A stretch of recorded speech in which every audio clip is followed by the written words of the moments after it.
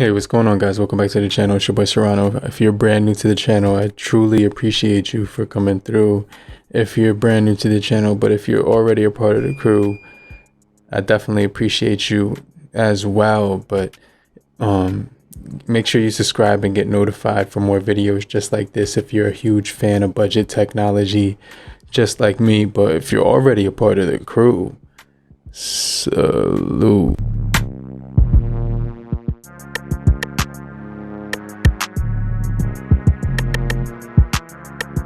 Now today we're going to be taking a look at 5 of the most disrespected budget devices in 2021 going into 2022.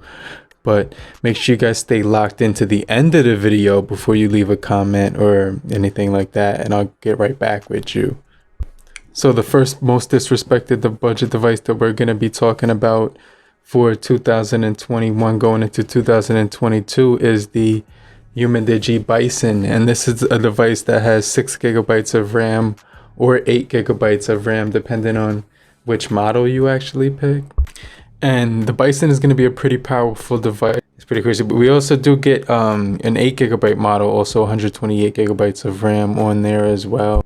So this is a 6.3 inch panel, and one thing I do like is that it's matte black on the back of here, but another thing I don't like is that you can see right here it does not only attract fingerprints, but it's actually permanently on there. I tried to get those off, and there was actually no way I could get them off of the device. I tried everything. So 6.3 inches, 250 grams of weight, so it's going to be pretty solid, right?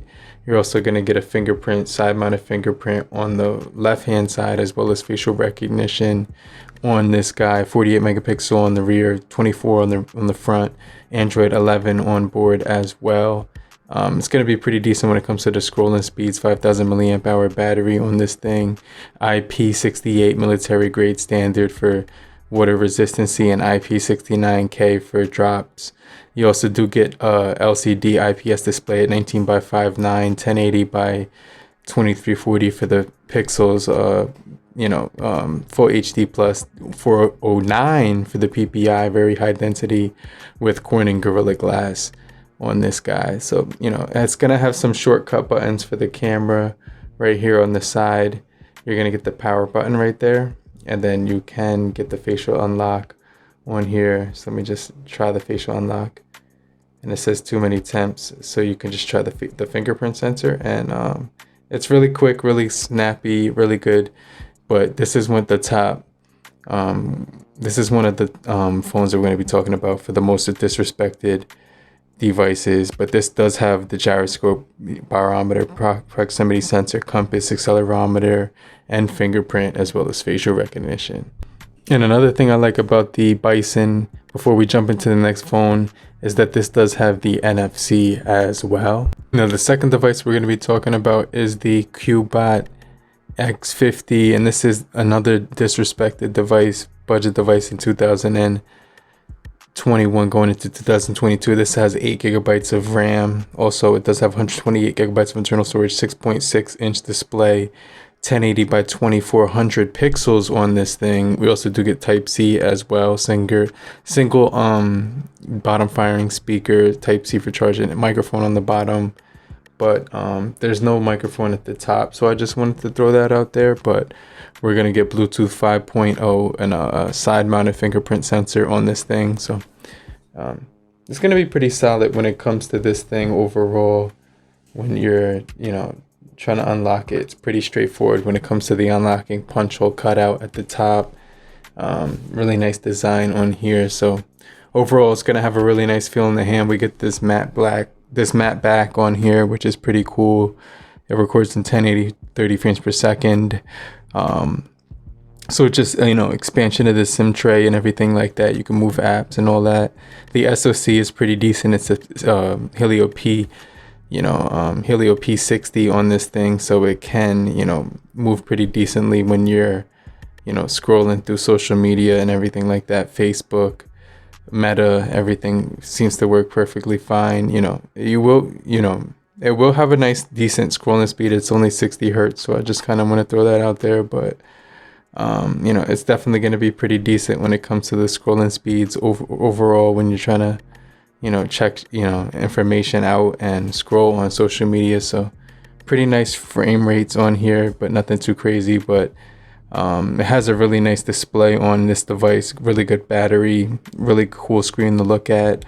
Nice storage on here, Android 11 on board, and Bluetooth 5.0. Now the next device we're going to be taking a look at is the Samsung Galaxy A03s, and this is a pretty disrespected device because of the money that you're going to be spending. It's pretty much $100 or something like that, depending on where you get it. I'll leave the cheapest link down below, but 6.5-inch display, TFT LCD IPS 20:9 HD plus when it comes to the display on this thing. So it's going to be pretty decent as well, but you're also going to be getting a 3 gigabytes of RAM, or 32, depending on which model you get. You can get the 4 gigabytes with the 64, right? But pretty decent speeds on here. The power button is attached to the volume rocker on here, so you will get that doubled, as well as the volume rockers, which are right above it. So type C for charging, headphone jack is on board.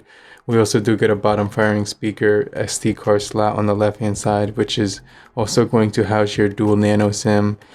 270 for the pixels per inch on this thing, so nothing too crazy when it comes to the display, but you're going to get the octa-core 14 nanometer processing chip, 2.3 gigahertz frequency, coupled with the power VRGE8320 as well. So accelerometer, light sensor, as well as a fingerprint on the side. Like I said before, you're also going to get 13 megapixel with the 2 megapixel macro, and another 2 megapixel for portraits on here as well.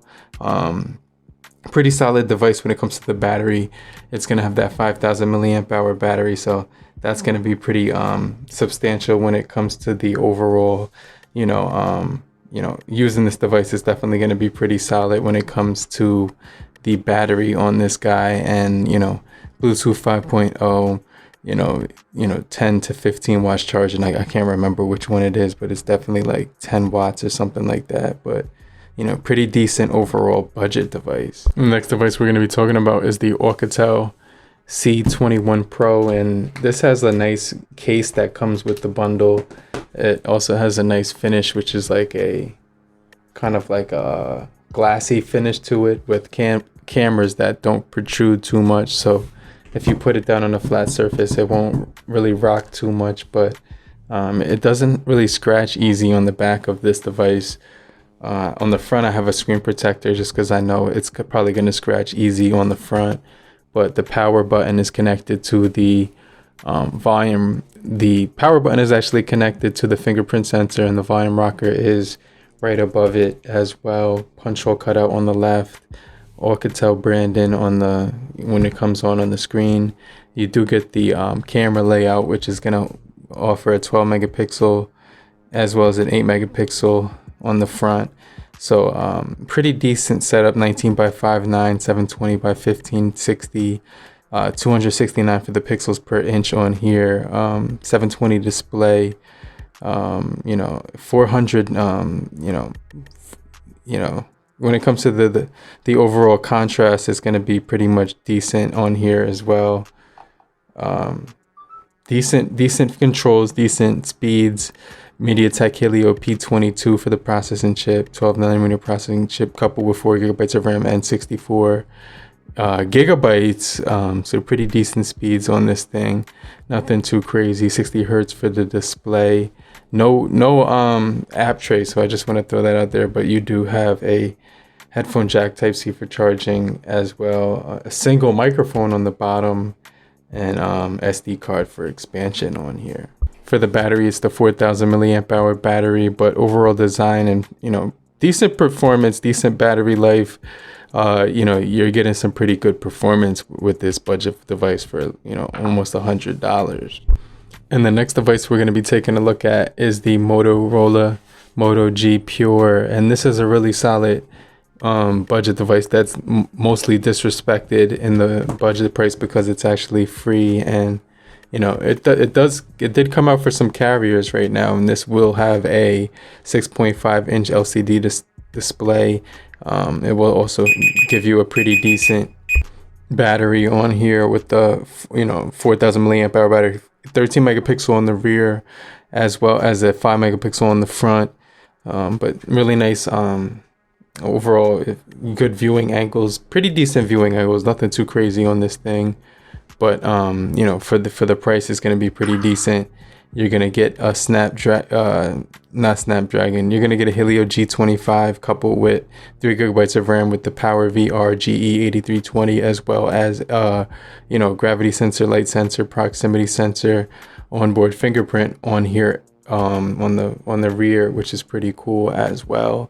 You also do get microphone on the bottom and top with a headphone jack above as well. So single firing speaker on the bottom, but 2.5D curved glass as well. Nothing too crazy, with a water drop notch on this guy, and your all your Moto features that you do have on board. Really nice haptic feedback with this thing, and pretty decent cameras recording 1080 30 frames as well. But portrait mode will be on board. You also will have some other cool features that you can play around with on the camera.